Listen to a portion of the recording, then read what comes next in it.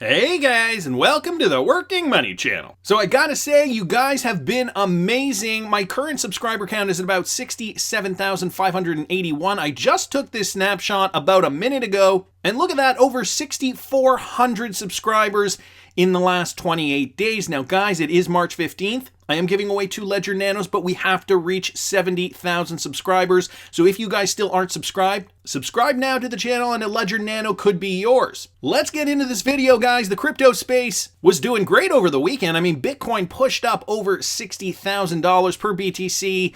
And now we're seeing a bit of red, and it's looking like this knockback was a bit more severe than the last one. So I'm going to go over some of the things that I've noticed here. Right now, the crypto market is sitting at about $1.7 trillion. Bitcoin dominance still hovering at 61%. And that is important, okay? The 61% Bitcoin dominance, which means basically nothing has changed in terms of altcoin and Bitcoin momentum. So right now, we still haven't seen that shift from Bitcoin profits moving into altcoins yet, but could it be on the horizon? These are some of the questions I'm going to ask today. So Bitcoin trading at about 56,400, down 7.34%. Ethereum trading at 1,785, down 6.2%. Binance coin trading at about $257, down 6.15%. We have Cardano here trading just over $1, down 6.8. Polkadot at 35.20, down 6.27, and XRP at 43.5 cents, down about 4.17%. So significant losses despite the gains that we have been seeing for the crypto space. What I did notice and what I found interesting down here was VeChain actually up 6.26%. And so let me just bring up VeChain here real quick because it is an anomaly in this entire crypto market. This is VeChain on the hourly. It did make new highs. It did come back down, but not making any lower lows. The lows are still higher right now, trading at about 0.071. So VeChain looking quite healthy, and you guys can see here, even over the last 24 hours, it has been up 6.25% compared to the rest of the crypto market. What are some reasons for this? Well, we're going to get into this. Some reasons that some are assuming, 3 reasons Bitcoin fell 6% in 4 hours. So the question is the BTC price rally really at risk? Bitcoin fell by 6% in 4 hours due to a combination of negative on-chain and technical factors. So this article outlining some of those. The price of Bitcoin abruptly fell by nearly 6% in less than 4 hours as the new weekly candle opened on March 15th. 3 factors contributed to the weakening momentum of Bitcoin, namely a new weekly open, high funding rates, and stablecoin inflows primarily driving the market upward. So a new weekly candle and a retest pullback. When a new weekly candlestick opens, Bitcoin typically sees large volatility because the trend on Monday could dictate how Bitcoin might perform throughout the rest of the week. In the last few hours, as the synonymous trader Rect Capital noted, Bitcoin saw an overextended pullback. As a result, the trader said BTC could be in the process of seeing a volatile reset. And he said BTC is pulled back towards the red area and even overextending below it. For now, the day is still young, so price could still resolve itself relative to this red boxed area and turn into support technically. BTC is in the process of a volatile retest. So taking a look at the BTC chart here on the daily, let me bring up BTC and we're going to analyze some of this. So this is the hourly. You guys can see here Bitcoin, just over the weekend, we saw a $60,000 Bitcoin and went above $60,000, now down trading around here around 56.5. And what kind of correction did we see in the last few hours? Right down to the bottom, it would have been an 11% correction. Right now, it is rebounded a little bit, so now it's down only 8.47%. That boxed area, though, let me get rid of that. There, let's see if we can see what he's looking at here. So that boxed area that you guys saw on this chart, that would be retesting this zone here. So the top for Bitcoin, it did in fact go through that area. So we're looking at this, okay, right in around here. It did go through that area and now it is popping back up to retest that zone. So par for the course in the crypto space. He goes on to say if Bitcoin fails to rebound from the $55,000 area, the trader warned that a steep correction to the 46,700 support level becomes a possibility. Interesting. We've also got the future markets, guys, and they're very overheated. When the price of Bitcoin began to drop, the futures market funding rate of Bitcoin was hovering above 0.1% across major exchanges. This indicates that the overwhelming majority of the market was longing or buying Bitcoin, making it an overcrowded trade. But according to data by Bipt.com, 194,541 traders were liquidated in the past 24 hours for a total of roughly $1.83 billion, the highest since February 21st. So the futures market saw cascading liquidations as the market was extremely overheated. This wave of liquidations eventually led Bitcoin to drop below 57,000, which Cointelegraph markets analyst Michael Van de Pope identified as a key support level. And so he is saying that this is just regular support, guys. Nothing that we should be too worried about. Bitcoin barely holding on to this critical level here needed for upward continuation. Otherwise, price drops back into this range. There's also another point I wanted to mention here: large exchange deposits and stablecoin inflows. So before the drop occurred, on-chain data analytics platform CryptoQuant pointed out large BTC deposits into Gemini. Gemini is a leading Bitcoin exchange in the US, of course we know that. And so Ki Young Ju from CryptoQuant said this 18,000 BTC deposit is legit, as it was a transaction between user deposit wallets and Gemini's hot wallet. All exchange inflow mean is skyrocketed due to this deposit. Don't over leverage if you're in a long position. In addition to the selling pressure from whales, the recent Bitcoin rally being led by stablecoin inflows into exchanges was another bearish sign. Key noted that the rally was catalyzed by sideline capital held in stablecoins rather than institutions in the US. He explains Coinbase Premium Index was always significantly high when BTC price breaking 20,000, 30,000, 40,000, and 50,000. It was significantly negative when the price was breaking 60,000. This $60,000 bull run is not US institution driven. It all came from stable coins. So he is saying that the inflow of stable coins is what actually caused Bitcoin to break through $60,000. And in stable coins, of course, this is already money that is in the crypto space. It is very, very different than institutional traders putting their money into Bitcoin. So some reasons here why we saw the knockback. I know just after we came out of this correction last month, we are seeing another knockback, and so for some this might be getting scary. I know there was some other news that wasn't mentioned in this article as well. So this from Ian Northing: India plans cryptocurrency ban, and I don't know if this had anything to do with it, but this is significant because the population of India very large, and what is happening here is that the government of India is reportedly proposing a cryptocurrency ban, penalizing miners and traders. So we've heard about this kind of news before in the past. Nothing ever panned out, but now India will propose a law banning cryptocurrencies, fining anyone trading in the country or even holding such digital assets, a senior government official told Reuters, in a potential blow to millions of investors piling into the red-hot digital asset. The bill, one of the world's strictest policies against cryptocurrency, would criminalize possession, issuance, mining, trading, and transferring crypto assets, said the official, who has direct knowledge of the plan.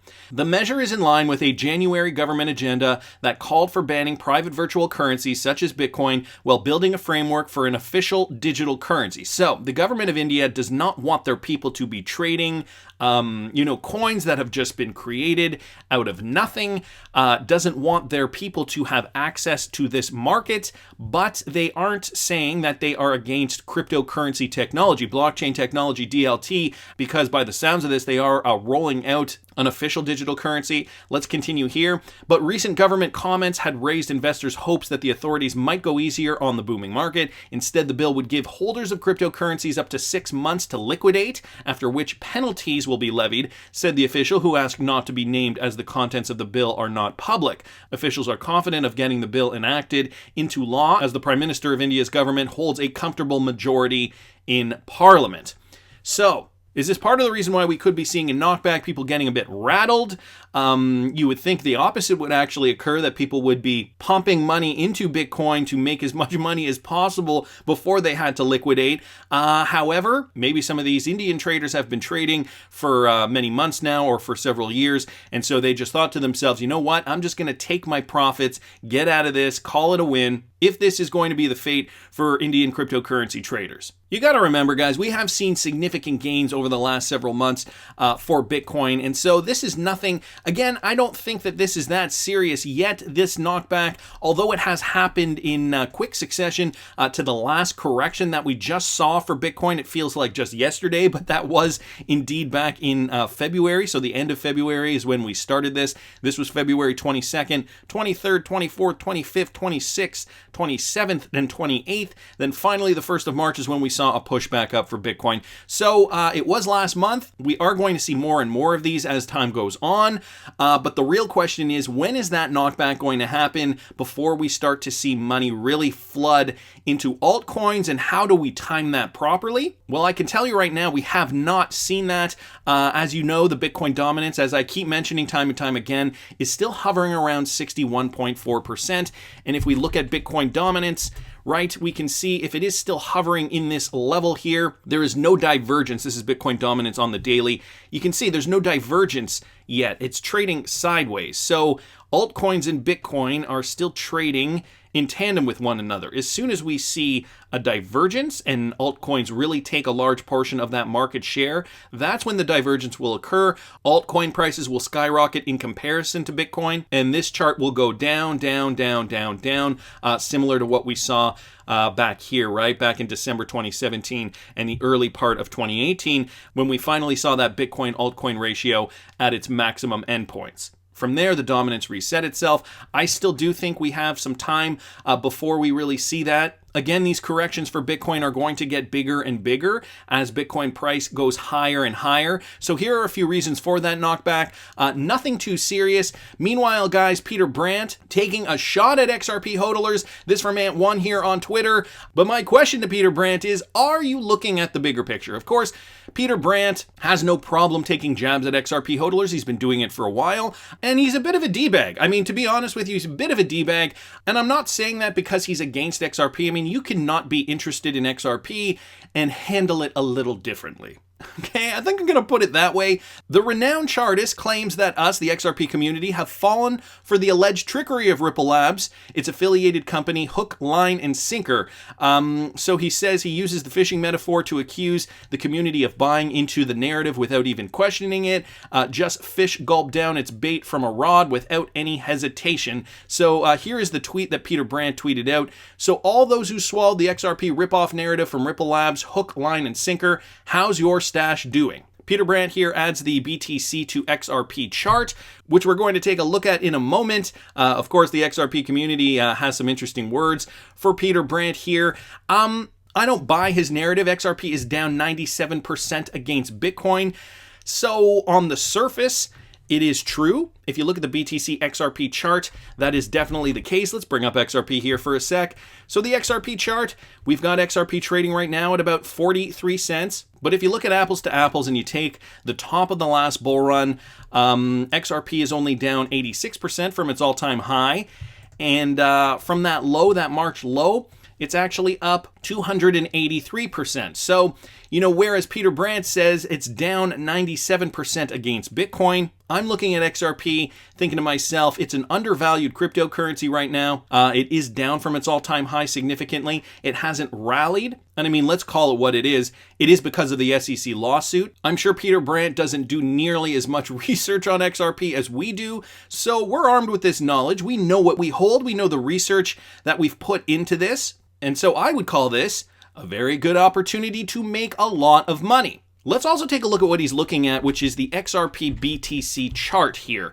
Okay, the XRP BTC chart is super, super bearish, and there have only been a couple of times in its history where we've seen XRP spike in comparison to BTC, namely here. Okay, we saw it spike here.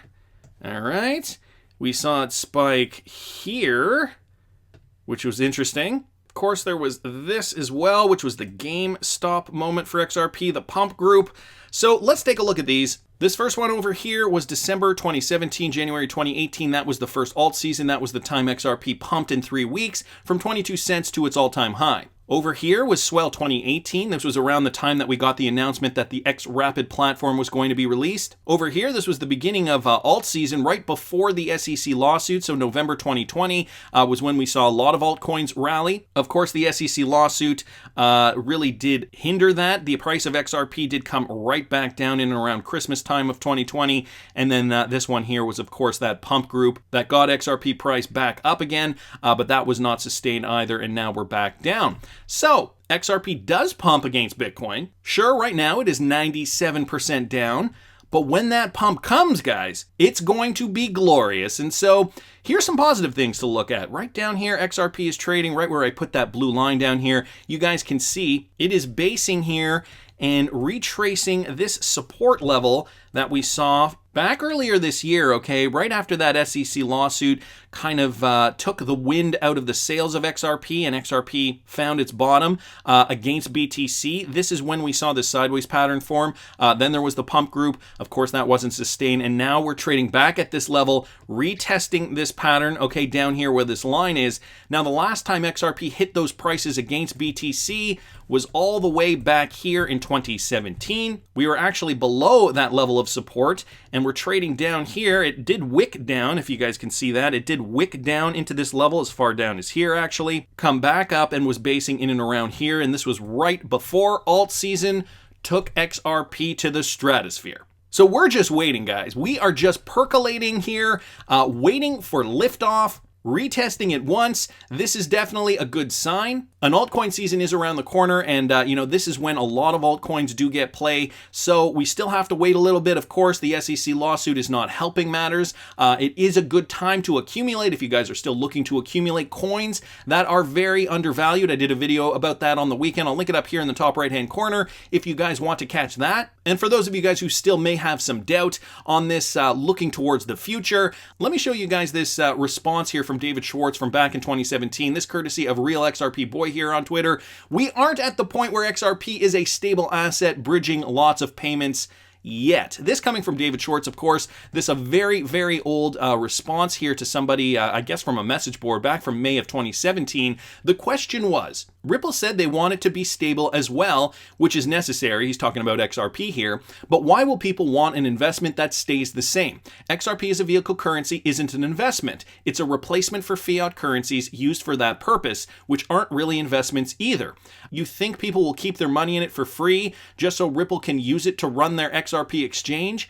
It's so flawed. So this obviously a response to this idea that XRP will remain at a high price but a stable price. David Schwartz responded here, I originally interpreted that as you asking why banks or corporations would hold XRP. You might have been asking why speculators would hold XRP. That I did not answer. There are two reasons why. We aren't at the point where XRP is a stable asset bridging lots of payments yet.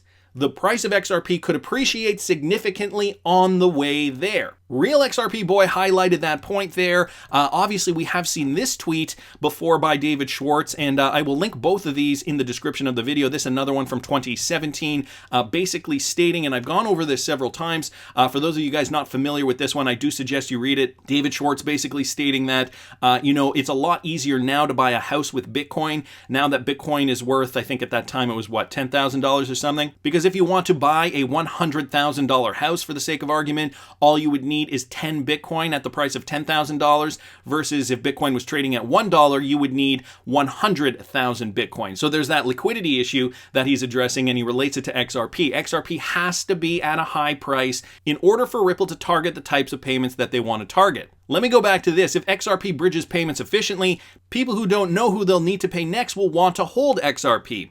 And people who are looking to buy an asset that's available cheaply will need to hold XRP because that's the person selling that asset will want. This can increase demand and therefore price. So again, the need for XRP, the want for XRP, that demand for XRP will eventually grow price organically. And of course, if there could be a long-term sustained rise in the price of XRP, that would make it a great asset to hold or to trade. If you think that assets that are deflationary or appreciating in value are bad for exchange because people won't want to part with them, let me know and I'll explain why that's nonsensical. So this another Gem from David Schwartz from back in 2017. To be honest with you, I had not seen this one, so I wanted to thank Real XRP Boy again for posting that. So yes, altcoin season is definitely around the corner. I do not think it is on our doorstep yet.